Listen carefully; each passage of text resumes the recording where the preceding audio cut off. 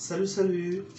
Si tu es commerçant ou commerçante, femme d'affaires, homme d'affaires, bref, entrepreneur, et que tu as besoin des banques pour pouvoir t'accompagner dans le financement de tes activités, tu as besoin des banques pour qu'elles puissent t'accompagner à financer tes projets entrepreneuriaux, cette vidéo est faite pour toi.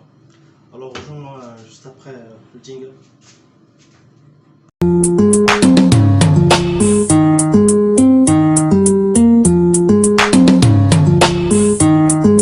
Hey! Oh yeah, eh, eh, eh. Oh yeah, eh, eh, eh. Oh yeah, eh, eh, eh. Bonjour tout le monde. Alors comment vous allez? Bien j'espère. En tout cas moi je vais bien, je rends grâce. Aujourd'hui me voilà pour le partage d'une nouvelle vidéo et j'aimerais m'adresser particulièrement aujourd'hui à tous les commerçants, hommes d'affaires, femmes d'affaires, entrepreneurs. J'aimerais partager avec vous, vous faire part de 3 conditions pour tous ces commerçants et entrepreneurs, femmes d'affaires qui aimeraient collaborer avec eux, des banques, les microfinances, bref, avec des institutions financières dans le cadre de leur activité. Si vous êtes entrepreneur, homme d'affaires, commerçant et que vous souhaitez vous rapprocher auprès des institutions financières dans le but d'obtenir des financements pour financer votre activité, vos business, ceci est fait pour vous. J'aimerais partager avec vous 3 conditions. 3 conditions qu'il est impératif que vous remplissiez si vous souhaitez augmenter vos chances d'obtenir des décisions favorables de la part des banques dans votre souhait qu'elles vous accompagnent dans votre activité. Maintenant, je ne saurais vous partager ces 3 conditions en étant profane. Parce que moi qui vous parle, je suis commercial et banquier de formation et j'en ai fait mon métier. Ça fait 7 années que je travaille dans une institution financière. D'abord en tant que chargé de clientèle et gestionnaire crédit et maintenant en tant que gestionnaire dans euh, la rédaction et l'élaboration des procédures de la même institution financière. Si vous souhaitez, chez homme d'affaires, femme d'affaires, commerçant, augmenter vos chances en ce qui concerne vos demandes de prêt auprès des institutions financières, si vous souhaitez augmenter vos chances d'acceptation de votre demande, il est important que vous respectiez ces 3 conditions que je m'en vais vous lister. Il existe plusieurs conditions en fait, ce ne sont pas les seules conditions, mais j'aimerais pour un début partager ces 3 conditions qui vraiment reflètent la base. Il y a d'autres conditions, j'en parlerai peut-être dans une autre vidéo, mais pour celle-ci d'abord je vais me contenter de ces 3 premières conditions qui constituent, comme je l'ai dit précédemment, la base. La première condition que vous devez observer et qui augmente vos chances d'obtenir un prêt auprès d'une banque, il faudrait que l'objet de votre demande de prêt ou de votre demande de crédit soit bien détaillé. Je vais illustrer ça par un exemple pour que vous compreniez plus facilement. Si vous souhaitez obtenir un financement pour financer votre business, n'allez pas auprès du banquier sans vraiment être capable de détailler l'objet de votre demande de prêt. C'est-à-dire, n'allez pas avec des phrases génériques du genre j'aimerais renforcer mon activité. En réalité, ça ne veut rien dire. Ou bien j'aimerais booster mon activité. En réalité, ça ne veut rien dire. Vous avez une activité qui tourne. Vous avez besoin d'un financement de la banque pour pouvoir davantage booster votre activité. Allez avec un objet précis. Si vous faites dans une activité de négoce genre achat-revente, voilà ce que vous pouvez dire par exemple. Je sollicite un prêt pour pouvoir acheter des surgelés, tel nombre de quantités. Même si vous n'êtes pas sûr des quantités, essayez de donner au moins des approximations. Je vais acheter avec l'argent que je sollicite auprès de la banque des produits végétaux, tel nombre de quantités pour tel montant, environ tel nombre de quantités. Si je veux être vendeur de chaussures par exemple, j'aimerais auprès de mon fournisseur renforcer mon stock de chaussures en achetant à peu près tel nombre de quantités. Voilà. Si vous faites dans une activité peut-être de prestation de service, comme le transport, vous pouvez dire au banquier que voilà, avec le crédit que je sollicite, j'aimerais acheter, j'aimerais davantage garnir ma flotte en achetant par exemple 1 ou 2 véhicules. Vous voyez un peu. C'est-à-dire, soyez précis dans votre objet. Là, le banquier lui-même sait que voilà, vous savez où vous allez. N'allez pas auprès du banquier et dites, bon voilà, je suis de cet argent, c'est pour renforcer mon activité. Ça ne veut rien dire en fait, c'est trop vague. Soyez précis, allez avec un objet mûrement mûri, mûrement détaillé autant pour moi, bien détaillé. C'est toujours important de le faire quand vous allez auprès d'un banquier.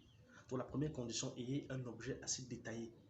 Sachez vraiment ce que vous voulez faire avec l'argent. Il ne faudrait pas que c'est quand vous obtenez l'argent de la banque que vous vous mettiez maintenant à réfléchir à ce que vous allez acheter. allez déjà auprès du banquier avec un objet bien détaillé. La deuxième condition, qui à mon avis, je pense qu'il est important que vous remplissiez pour augmenter vos chances que votre demande de prêt soit acceptée, rassurez-vous que votre activité fasse du cash. Autrement dit, rassurez-vous que votre activité soit rentable. Je vous assure, c'est l'une des choses qui fait très peur aux banquiers. Quand vous arrivez auprès d'une banque, sollicitez un prêt, un accompagnement pour votre activité, pour votre entreprise, il y a une analyse qui est faite derrière, une analyse sur votre activité, sur ce qu'elle génère, sur ses coûts, etc. Et quand on se rend compte que votre activité ne génère même pas de revenus, c'est-à-dire elle ne fait pas de bénéfices, elle est en perte, là c'est catastrophique. Là, le banquier prend la poutre d'escampette, c'est-à-dire il se tire en courant. Et là, votre dossier est mort. Donc, rassurez-vous quand vous sollicitez un prêt auprès d'une institution financière que votre activité génère suffisamment de cash. Même si elle n'est pas forcément flamboyante, mais rassurez-vous que votre activité fait du bénéfice, bref, qu'elle soit rentable. C'est très important. Parce que quand votre activité est rentable, qu'elle fait du cash, ça augmente vos chances que votre demande de prêt soit acceptée. La troisième condition que vous devez remplir et qui augmente vos chances que votre demande de prêt soit acceptée, c'est d'avoir un apport personnel. Enfin, moi, personnellement, c'est ce que je conseille beaucoup à toute personne qui se rapproche auprès d'une banque solliciter un prêt.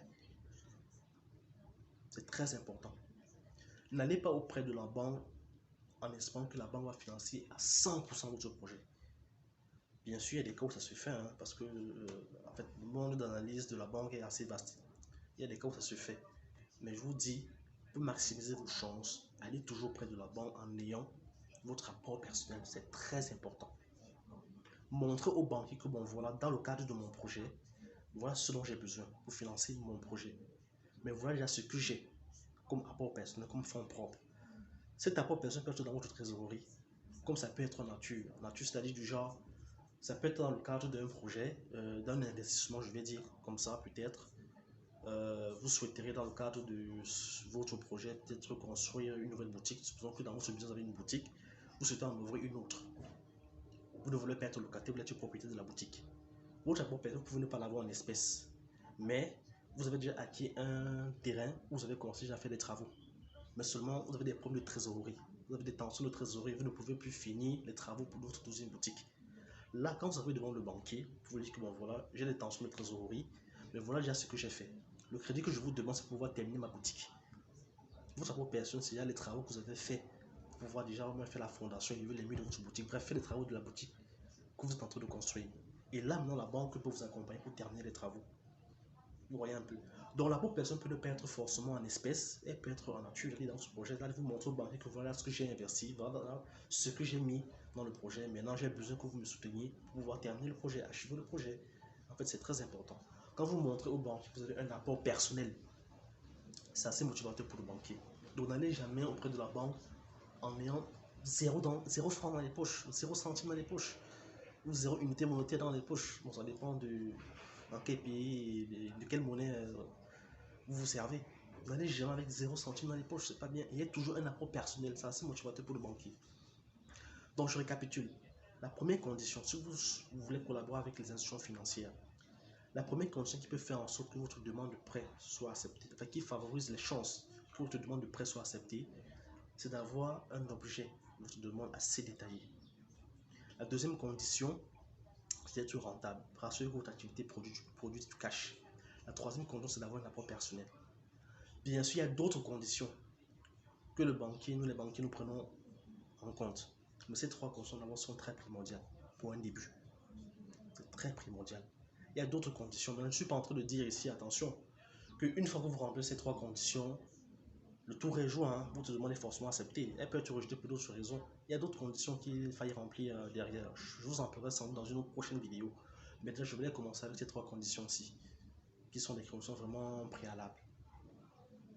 Donc voilà ce que je voulais partager avec vous aujourd'hui, chers commerçants, hommes d'affaires, femmes d'affaires, entrepreneurs.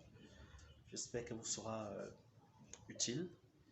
Et à la prochaine pour le partage d'autres astuces. Portez-vous bien.